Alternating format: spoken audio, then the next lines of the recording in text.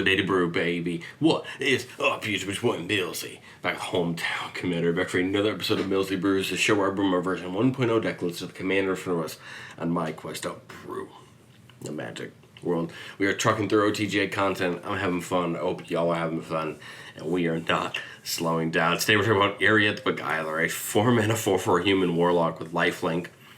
It says whenever an aura we control becomes attached to a non-land permanent opponent controls with mana value less than or equal to that aura's mana value, gain control of that permanent for as long as it has that aura attached to it. This is kind of interesting. We saw the Orzhov Eriette in Wild's Beldrain, just caring about dealing damage, to our opponents, losing life equal to them than we had, and they couldn't attack us. But I think this is an interesting way to take Eriette, taking control of things. There's a lot of high mana auras that we can use to take advantage of some creatures, but at the end of the day, I think it's all going to come down to putting the auras on the right things, making the auras cheaper, and just trying to use our opponent's things against us. We're going to talk about some ways to get value out of just playing enchantments in general, ways to reduce the cost, some ways we're just going to get more value from the auras themselves, and then we'll walk through a bunch of auras. Unlike a lot of the videos in the Millsy Brews series, this is going to be a tough deck to kind of play test because it's all going to come down to what we can still win, right? Obviously, we want to get Eriette down, but after that, we got to take things, and that's going to be difficult. So for this episode, I'm not going to play test and just kind of talk about the deck and spend a little bit more time on some of the pieces. We're getting into enchantment value. I think these are a lot of the pieces you'd expect. Mace, Enchantress, Ram can both be card draw for us when we're casting enchantment spells, and we're refilling our hand, getting access to more things. Hollow Haunting is a pretty popular Enchantress piece on the top end because it does two things. One, as soon as you have 7 or more enchantments you control, creatures you control have flying and vigilance. That means even the creatures we steal with Eriette's ability will have flying and vigilance. And then when we cast an enchantment, we get a Spirit Cleric creature token that gets bigger for the number of spirits we control. It's effectively giving us our little own army of spirits and kind of giving us a secondary game plan if Eriette starts to get shut down. Ajani's Chosen and Archon of Sun's Grace to do very similar things, making us tokens when enchantments come into the battlefield under our control. This is helpful, again, to get a little bit wide and protect ourselves. And if our main plan with Eriette fails, then at least we have these kind of go wide synergies we can fall back on. Adu Spirit Dance is a pretty fun card from that Commander Masters precon. Whenever an enchantment ETB is under our control, we can create a token that's copied that do this only once each turn. This is a really great card with this deck because auras don't have to target. They just enter the battlefield and you choose what to attach them to. And the really cool part about auras is they get around Hexproof and Shroud because it's not a target to attach. It's just a way that the game works. And so Spirit Dancer is great with auras because we can effectively get 2 for the price of 1, taking multiple things. We'll talk about a couple ways here to reduce. I mean, there's plenty of options. Danica Capuchin and Transcendent Envoy are just 2 of the many things that can reduce the cost of auras, since most of our deck is auras. And I like Killian being able to reduce all spells that target a creature costing 2 less. This can help for auras we put on our opponents, right, or on ours, but hey, either way, Killian can help us with that, and it's not a bad body to even put some of the enchantments we'll talk about in a second on to make it a good attacker. Beginning of our aura synergies, we have the old Eriette there on the right. Each creature that's enchanted by an aura you control can attack you or planeswalkers, and then beginning your end step, each opponent loses X and we gain X, where X is the number of auras we control. Arden can actually start a combat, attach any number of auras and equipment we control to target permanent player. I just like this because it can move the auras around, potentially get us the different creatures we want from our opponents or different permanents. Archon of the Wild Rose is going to make all creatures we control enchanted by auras 4/4s with flying, maybe potentially taking our opponent's creatures and getting them in the air to be able to get them around our opponents.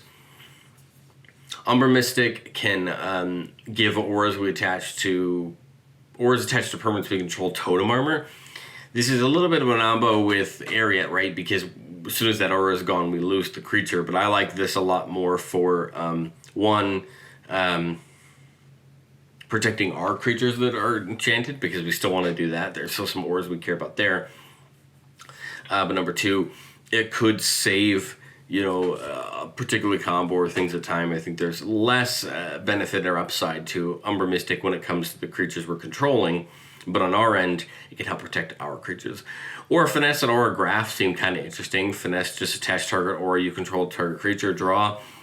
And then Aura Graph, gain control of a target aura that's attached to a permanent, attach it to another permanent, it can enchant. So again, just changing the target of these auras to kind of take advantage of what we want them to be on. And then our suite of 3 cards to kind of pay us off for these Enchantress fun.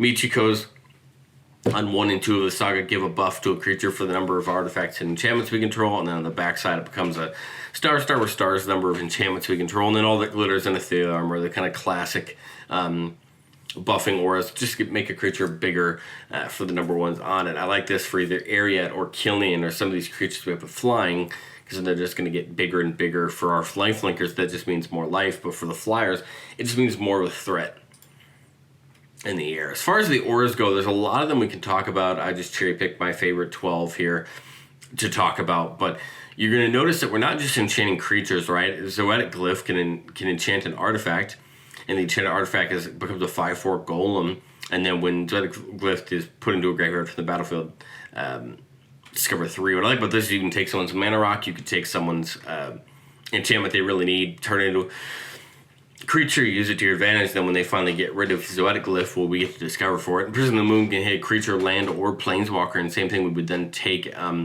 control of it. Now it becomes a colorless land, but hey, this means we could technically take someone's commander, if they're a low-cost commander, and put it underneath it and make it a colorless land, or just take an important land of their strategy, Field of the Dead, something like that. Put underneath it. Flood of Fancy starts getting to what we're going to want to put on creatures. When it ETBs, draw 2 cards. Creature has flying, but again, Flood of Fancy is 4, meaning anything 4 or less we can take. And we do have a lot of enchantment auras at 4. Protective Bubble and Holy Mantle both at 4 with different abilities. Mightstone's animation can hit another artifact.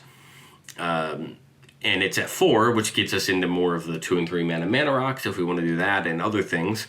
And this becomes a 4/4 creature, in addition to being an artifact. So not a bad way to take an artifact and turn it into a creature. The Bubble, Unblockable Shroud, Holy Mantle +2/+2, and Protection from Creatures, effectively making it unblockable. And then keeping in that, getting up in that 5 mana range, Astral Wingspan, Corrupted Conscious, Fool's Demise. Now we're up to 5, right? So we're hitting more and more creatures. Wingspan giving flying. Corrupted Conscience will get around Eriette's ability if Eriette relieves, saying that we control that creature and giving it infect.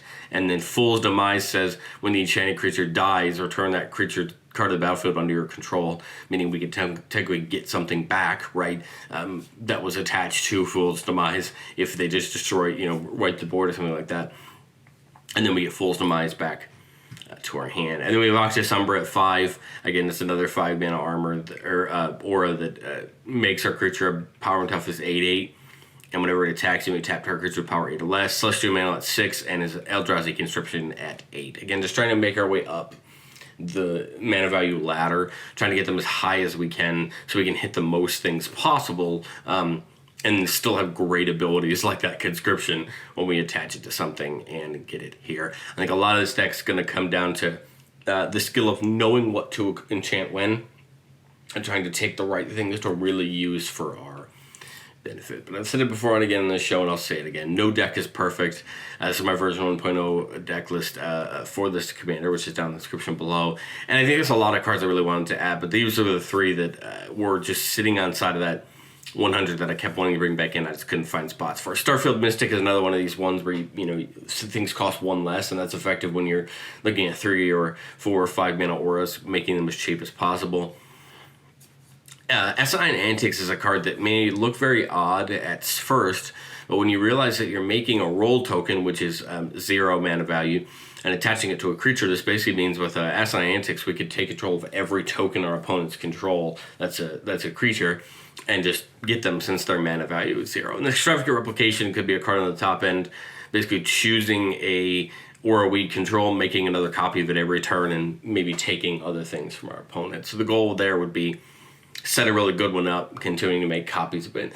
Now, the cards I didn't talk about in the presentation that make a lot of difference, as well as we are playing things like Copy Enchantment, Estrid's Invocation, Mirror Maid, to copy the auras that we've already cast to again get extra copies of them, which I think will be important over the course of the game as we start to see what our opponents are playing and what we want to take. But let me know, what do you think of Eriette down in the comment section below. Like I said, I think it's odd with this one to play test because it's going to be hard to determine what our opponents have, but I still would love to know what you think. I expect Eriette to get pretty popular. If someone built that Orzhov Eriette, they may not necessarily want to make the jump, but I think for some people this could be a fun way to play Esper and Tier with Enchantments. I think still my probably favorite ways are either Alayla, or I really like Xur from Dominaria United, being able to basically animate enchantments. Those are both pretty fun decks, and I've covered both of them on the channel if that's your thing as well. But thank you guys so much for watching, and I will catch you guys next time.